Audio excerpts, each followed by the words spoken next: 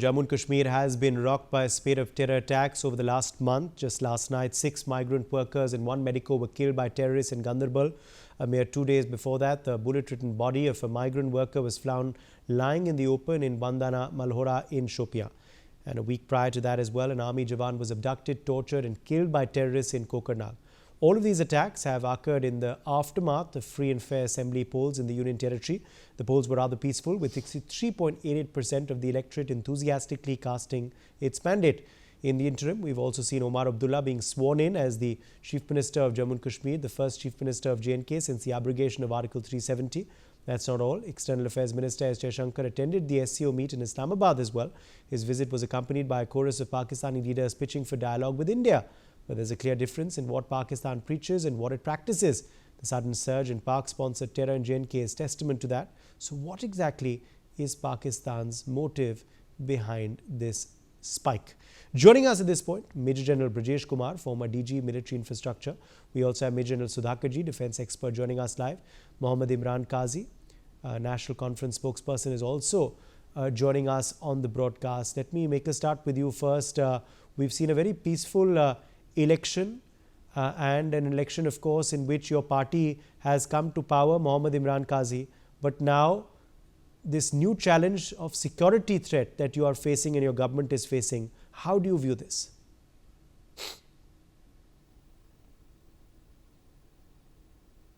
सोनमर्ग में जो इंसिडेंट हुआ है, यह नेशनल कॉन्फ्रेंस इसको स्ट्रांगली कंडेम करती है और आज लोगों को ये समझने की जरूरत है कि जिन्होंने भी ये हरकत की है वो नेशनल कॉन्फ्रेंस, ये जम्मू कश्मीर के सबसे बड़े दुश्मन हैं, जो यहाँ की पीस, हार्मनी और यहाँ के डेवलपमेंट प्रोसेस को रोकना चाहते हैं। दूसरी चीज रही, यहाँ से ये सिद्ध होता है कि ये टेरर अटैक हुआ, टेररिज्म का कोई दीन धर्म, कोई जात पात नहीं होती है। और बाकी आज मैंने देखा बहुत सारे इश्यूज उठ रहे हैं लोकल नॉन लोकल के। जब ये टेरर अटैक हुआ वहां पे उन्होंने अंधाधुंध गोलियां चलाई वहां पे, उनके लिए एक उनका मकसद था आतंक फैलाना। वहां पे कौन सी जाति का, हिंदू है, मुस्लिम है, जम्मू कश्मीर का है, बाहरी है, वो उनके लिए मैटर नहीं करता। उन्होंने वहां पे वो एक प्रोजेक्ट था वहां पे जहां पे ये लोग काम कर रहे थे, जेडमो टनल के नाम से, जो एरिया 6 महीने बाकी एरिया से कट ऑफ रहता है। और नेशनल कॉन्फ्रेंस ने और बाकी गवर्नमेंट्स ने पूरी कोशिश की है कि किसी भी तरीके से ये प्रोजेक्ट्स कंप्लीट हो जाए ताकि उन लोगों के भी एक्सेस रहे बाकी लोगों के साथ और 12 महीने उनकी कनेक्टिविटी रहे। उस प्रोसेस को उन्होंने वहां पे रोकने की कोशिश की, एक दहशत का माहौल वहां पे फैलाने की कोशिश की है वहां पे। और आज मैं देख रहा था बहुत सारे पॉलिटिकल पार्टीज में देख रहा हूं आज भी नहीं चूक रहे हैं इस इशू को पॉलिटिसाइज करने से। ये वक्त किसी इस चीज को, इस मुद्दे को पॉलिटिसाइज नहीं करना चाहिए। यहाँ पे इस वक्त हमें ये देखना चाहिए कि जिन लोगों ने अपने जवान खोए हैं, अपने भाई खोए हैं वहां पे, उनको कैसे अब सहानुभूति दे हम। जैसे अभी हमने डिमांड रखी थी कि उनको हर घर को वहां पे एक सरकारी नौकरी, देखिए जान की कोई कीमत नहीं है, लेकिन फिर भी हम कहते हैं कि रोजगार के लिए और उनके लाइवलीहुड के लिए उनको सरकारी नौकरी मिलनी चाहिए, उनको प्रॉपर कंपनसेशन मिलना चाहिए। और हमें खुशी है कि अभी अभी एलजी साहब ने भी ये अनाउंस किया है कि उनको गवर्नमेंट एम्प्लॉयमेंट मिलेगी और उसके साथ साथ उनको कुछ कंपनसेशन भी दिया जाएगा। लेकिन बात और एक चीज इसमें देखने वाली ये है कि जो लोग ये कहते थे कि 370 की वजह से जम्मू कश्मीर में आतंकवाद है, ये चीजें उस चीज को सिद्ध करके ये दिखाती है कि 370 और आतंकवाद का कोई रिलेशन नहीं था। 370 एक अलग चीज थी, वो एक कॉन्स्टिट्यूशन ने हमें हक दिया था यहाँ पे, यहाँ की जॉब सिक्योरिटी के लिए, स्टेट सब्जेक्ट के लिए, लैंड के लिए। लेकिन पूरे मुल्क में, बदकिस्मती से पूरे मुल्क में कुछ पॉलिटिकल पार्टीज ने इसको ये जताया लोगों को कि आतंकवाद जो है वो 370 की वजह से है। इस चीज का बड़ा अफसोस है। आज तो 370 यहाँ पे नहीं है, फिर ये आप ये देखिए और उन एरियाज पे आतंकवाद के हमले हो रहे हैं। आप देखेंगे जम्मू जैसी जगहों पे, कठुआ, सांबा, ये जो अपना रियासी, यहाँ पे आतंकी हमले हुए, जहां पे कभी हमने पीक मिलिटेंसी में भी नहीं देखा था कि कोई मिलिटेंट इंसिडेंट हुआ।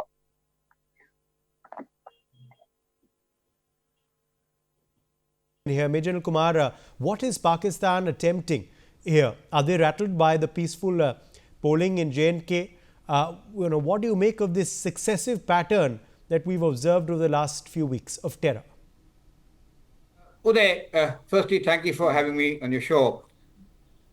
It is very clear that Pakistan's intent and objectives haven't changed. And obviously, it's rattled by removal of Article 370, which was done five years plus. A very peaceful rule of the governor or the lieutenant governor for so many years, and lot many changes being carried out as far as civil society of the state is concerned.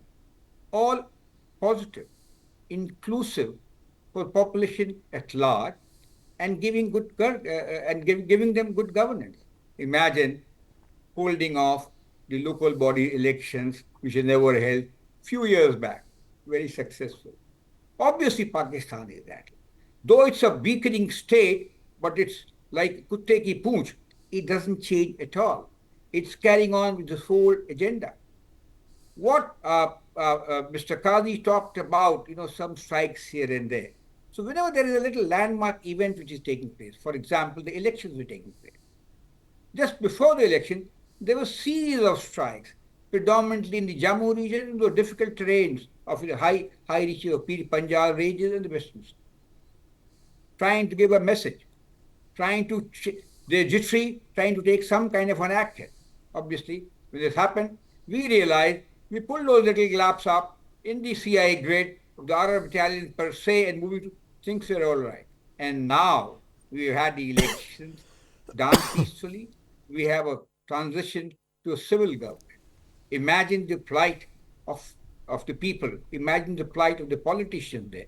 Within 24 hours of taking over, there has been a strike, and a sizable strike, killing people who are not in a position to react, and that too part of development society, development project. This Jet Board tunnel, such an important event, is actually ready, waiting for being inauguration. So obviously, these guys found some look and corner to strike them. And then, of course, they're testing water. They are testing the changes in the environment now. We have a civilian government headed by the NC. How does it react? So their handlers are actually watching it closely from Pakistan. And then that's our concern. But nevertheless, our security system is pretty tight and nothing to be worried about. These incidents are sad, very sad, and hopefully we'll be able to find the culprits easily. But having said that, it is not only the part of the security forces to combat such terror or anti-national elements. There are in the valley political parties like the ruling dispensation. They have won very handsomely. They have their own setup. They have the political workers. Now they must come up along with the government. It's nice to see some good words spoken by the senior Abdullah and more importantly, the Chief Minister Abdullah. Though they haven't said in so many words per se, but they have criticized. Now, giving employment, giving cash benefit is a very minor issue. What we need to say or what we need to do is carry forward this legacy of this 5-6 years of good governance, fair amount of peace, as the data tells us. We have to carry it forward. We don't want to get back in the same morose of Jammu and Kashmir especially, which we have seen those horrible days for people. And it is the responsibility of the political parties now there in the Kashmir Valley to take charge of it. Formally is not good enough. Blaming Pakistan is not good enough. That's very simple. Very simple to say, we'll give them job. That's all. That's not good enough. So we have to be careful with this regard to whether any transition is happening. We've got to be very careful, very calibrated. So in the process of Article 370, revoking of the state to a lieutenant governor, it's a long process. We are on the first stage only. Well, we've had a transition to civilian government. of a lieutenant governorship kind of environment. It's a long way off before people realize the fruits of democracy. People start flourishing, they become a stakeholders in economic development, and then they thwart the militants. Otherwise, a political dispensation, which may be in the value based, they will carry on homilies because they have the support. The so-called then ultra as a silent workers, OWGs, overground workers, underground workers, they must not be allowed to prosper again.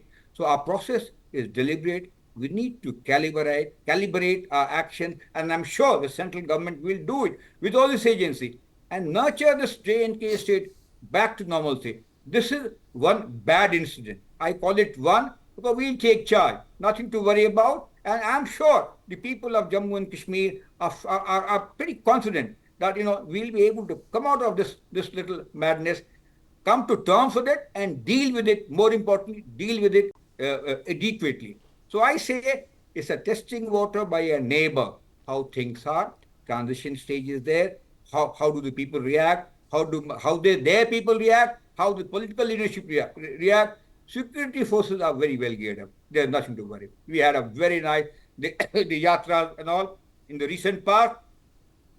They are positive. They are brimming with energy, and I'm sure. Right. Let me quickly join Major General Sudhakarji in at this point as well. Major General Sudhakarji, what is your analysis of what Pakistan's intentions are? Why have terror incidents suddenly risen after conclusion of elections in Jammu and Kashmir? What is Pakistan plotting and planning?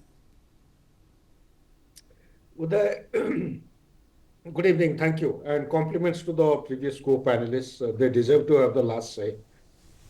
In response to the question which you have raised, we need to understand that liberation of Bangladesh way back in 1971 did not go down too well because it conflicted with the very concept of the genesis of Pakistan.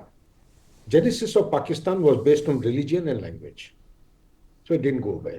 93,000 prisoners of war giving the best of treatments.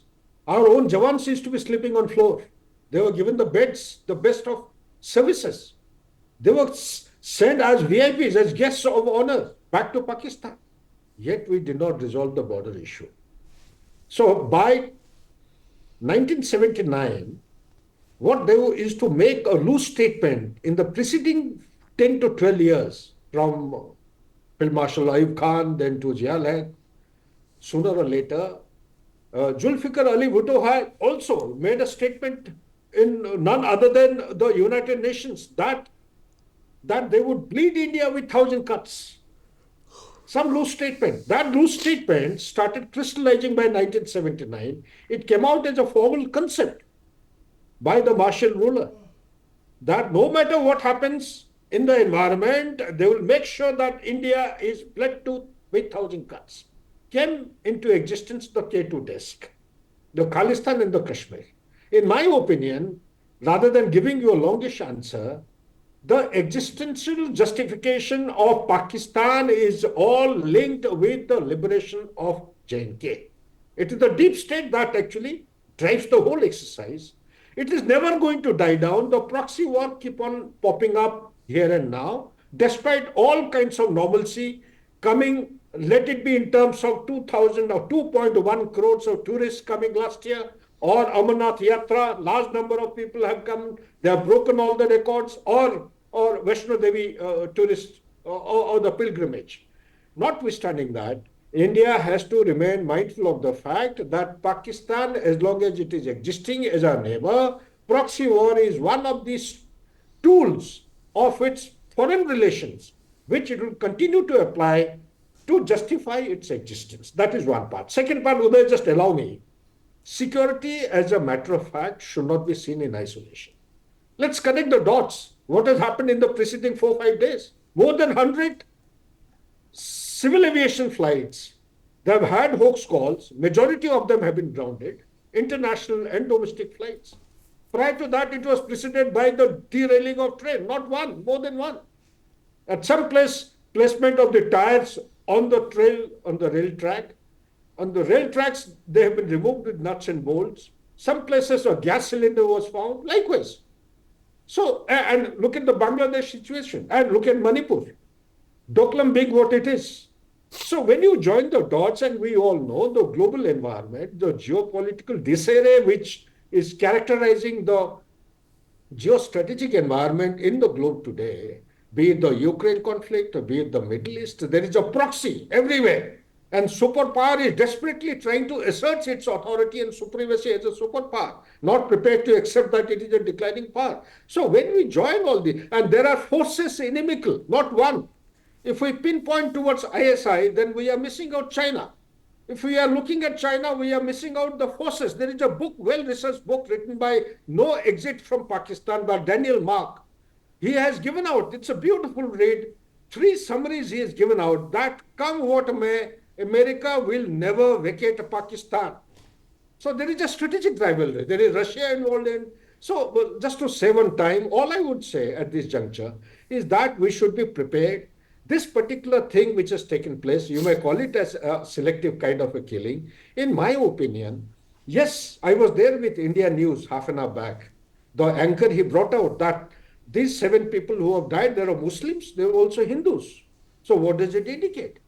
As of now, it will be very premature to come to a conclusion. I would say any such kind of offensive action by the terrorist or by the conventional adversaries, they would have gone in for a recce, they would have carried out some movement, they would have selected the target. That is why they had lost this ambush in the evening time when the workers were falling back. And the target could be, my take on the whole issue is perhaps their primary target is the Zojila, like the general officer was alluding to, Zojila tunnel. They don't want the infrastructure development to come up. They also don't want the non-valley people to come there as worker. They want to carry out a blockade of movement of people. So this thing will go on. Let's not get disturbed. Therefore, there is a strategic solution to these kind of things. We should not take a decision in a jiffy or in an arbitrary manner. There has to be well thought through. Let's take our mind back to 2008. Yes. What happened? Lashkar-e-Taiba, Taj Hotel. We were ready. The Air Force had offered its services. Absolutely. Let me quickly, in fact, get in Ranbir Singh Patania, BJP MLA, who is also joining us now live. Ranbir Singh Patania, what do you make of this pattern of incidents in Jammu and Kashmir? What is Pakistan plotting and planning? And is this very concerning?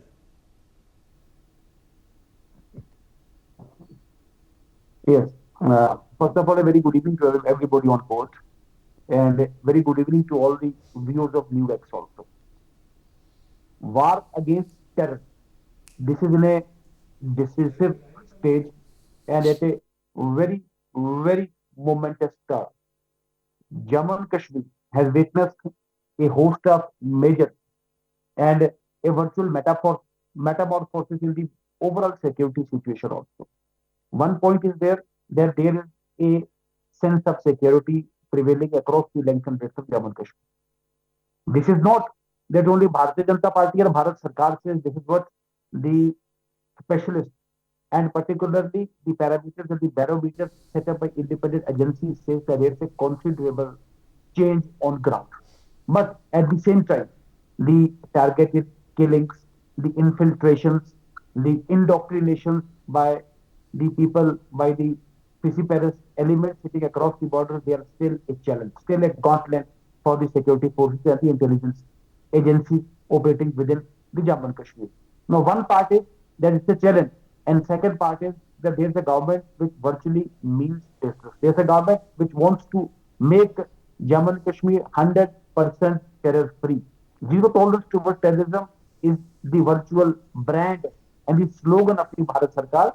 I am a bit in a very lopsided state of mind with regard to these killings. My heart goes out to all the bereaved families, feeling fretted, fume. But at the same time, we as people of Jammu and Kashmir, we as politicians from Jammu and Kashmir, we as civil society of Jammu and Kashmir, we will stand tall and firm against the. Are you the prepared to work with the Omar Abdullah government on this issue? Because obviously there is a new government in place now in J&K. Perhaps that's something that Pakistan does not like. They're trying to ferment and create trouble. Is this something that all parties and all governments will cooperate on? Sir, if we want to sum it up very, very briefly, very, very concisely, this is particularly frustration and desperation which is writ large on people sitting across the border trying to make their presence felt. After 5th of August 2019, there was a parliament election with a historic voter turnout.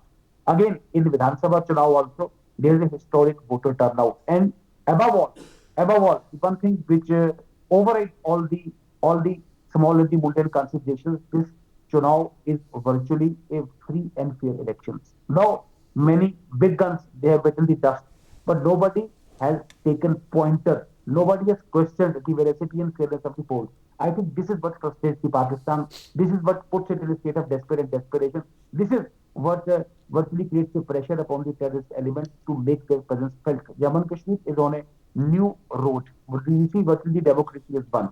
Virtually, the people of Jammu and Kashmir want to rewrite a new history marked by a sense of security, marked by the Raksha and Suraksha of the people of Jammu and Kashmir, marked by the four-dimensional Philip, marked by the overall employment scenario of Jammu and Kashmir, greater tourism in Jammu and Kashmir, greater industrial promotion in Jammu and Kashmir, and particularly greater accountability, transparency, and virtual and ease of doing business, ease of living a peaceful life in Jammu and Kashmir. I think this is what frustrates Pakistan. We need to act against, we need to go tough, we need to be united, and as I said, we need to be tall and firm.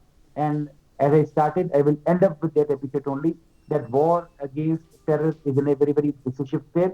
It is virtually taking a momentous turn, and ultimately, this is the people of India, this is the spirit of the people of India, this is the political will of the Bharatan Sarkar, which will ultimately triumph and which will ultimately make the things happen. So, right. Mohammad Imran Qazi, your response, आपका जवाब.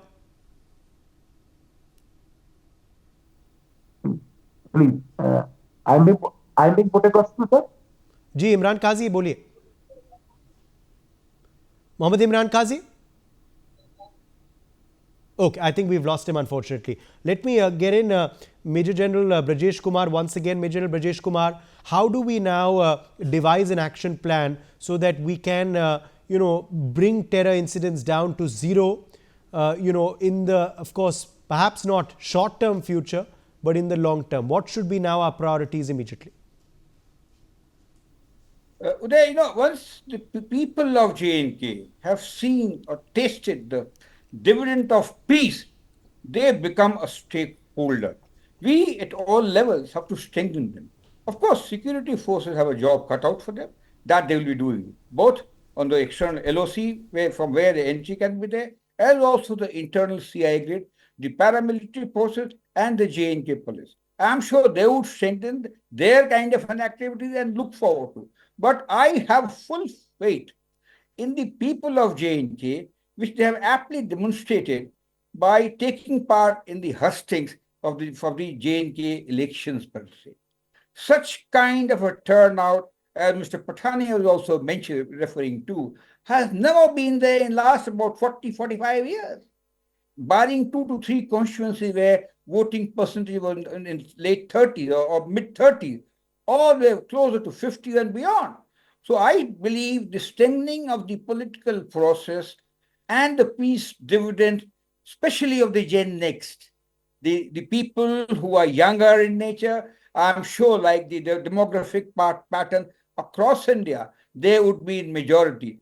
So telling them and taking them together and seeing the prosperity and education and jobs and what have you is the one which can win away. Pakistan is getting weakened at a macro level for sure. All right. And they are not like in a position to come back in that manner it was earlier. So I'm pretty hopeful that we will be able to work things out with the policy and a bit of modification of involving our people. Okay. Major General Sudhakar ji, last word to you.